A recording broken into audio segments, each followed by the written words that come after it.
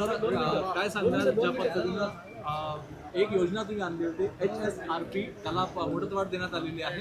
HSRP लागू झाल्यानंतर सर्वसामान्यांच्या आयुष्यामध्ये सुरक्षा व्यवस्था, गुन्हे डिटेक्शन याचा त्याचा फायदा होईल, आव्हान काय तुमचं आणि मुदतवाढ शेवटची नाही, प्रामुख्यानं HSRP नंबर प्लेट ची योजना राज्य शासनाच्या माध्यमातून राबवण्यात आली होती आणि त्याला सातत्यानं 2 ते 3 वेळा मुदतवाढ सुद्धा दिलेली होती.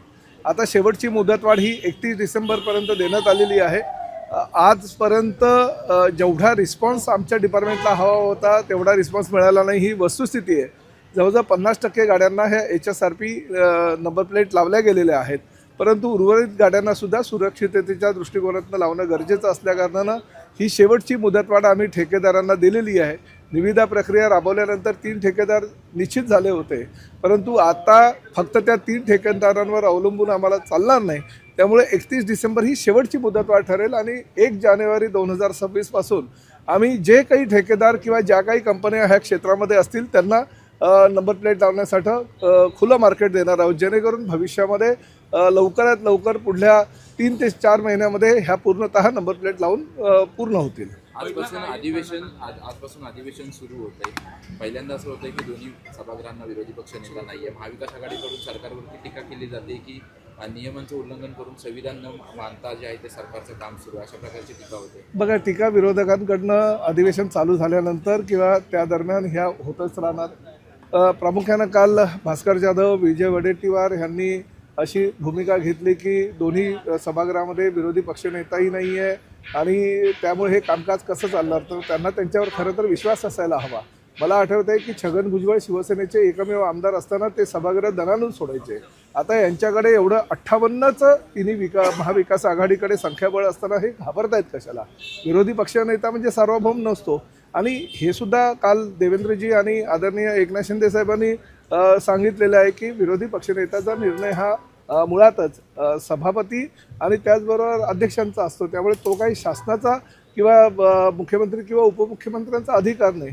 आणि तरीसुद्धा अध्यक्ष आणि सभापतींनी सांगितलेलं आहे की ह्या अधिवेशन काळामध्ये ते त्यांची भूमिका निश्चितपणे पूर्ण करतील. परंतु शेवटी 1 सदस्य असू द्या किंवा 58 सदस्य असू द्या, जेवढा विरोधी पक्षनेत्याला बोलण्याचा अधिकार असतो सभागृहामध्ये तेवढाच बोलण्याचा अधिकार इतरही सदस्यांना असतो. त्यामुळे त्यांनी घाबरून कशाला जावं.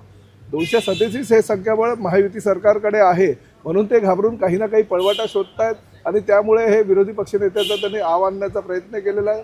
विरोधी पक्षनेत्यांचीच गरज सभागृहामध्ये असं मुळात काही ठरलेलं नाही आहे. आणि आजपर्यंत केंद्रामध्ये सुद्धा ज्यावेळेस काँग्रेसचं संख्याबळ नव्हतं त्यावेळेस 2019 ते 2024च्या दरम्यान विरोधी पक्षनेता म्हणून काय काँग्रेसनं काम केलेलं नाही असं नाही. काँग्रेसनं चांगली भूमिका निभावली आणि म्हणून 2024मध्ये त्यांचा विरोधी पक्षनेता झाला. तशीच पद्धती ह्यांनी सुद्धा या ठिकाणी जर अंमलात आणली तर 2029ला निश्चितपणे त्यांचा विरोधी पक्षनेता हा सभागृहामध्ये दिसेल. नाही, बघा, भास्कर जाधव मला भेटले, काही चर्चा झाली, काही राजकीय चर्चा झाली. शेवटी माझे जुने मित्र आहे. 20 वर्ष सभागृहामध्ये ते आणि मी एकत्रितपणे काम करत असताना कोकणातले आमदार म्हणून आम्ही एक दुसऱ्यांकडे विविध कामांसाठी जात असतो. ते जेव्हा नगरविकासचे राज्यमंत्री होते तेव्हा मी त्यांच्याकडे माझं कामं घेऊन जायचो. आज मी परिवहन मंत्री आहे. त्यांच्या मतदारसंघामध्ये बसेसचा काही विषय आहे आणि काही नवीन बसेस त्यांना चालू करायच्या. त्या संदर्भात त्यांनी जर माझ्याशी चर्चा केली असेल तर मला असं वाटतं कोणाच्या पोटामध्ये दुखायची काही गरज नाही आहे. भास्कर जाधव आणि आम्ही चांगले मित्र आणि शेवटी कसं आहे की राज्यामध्ये ऑपरेशन टायगर चालूच आहे. त्यामुळे त्याचा याचा काही तुम्ही हे जुळवायची गरज नाही. संकेत आहे.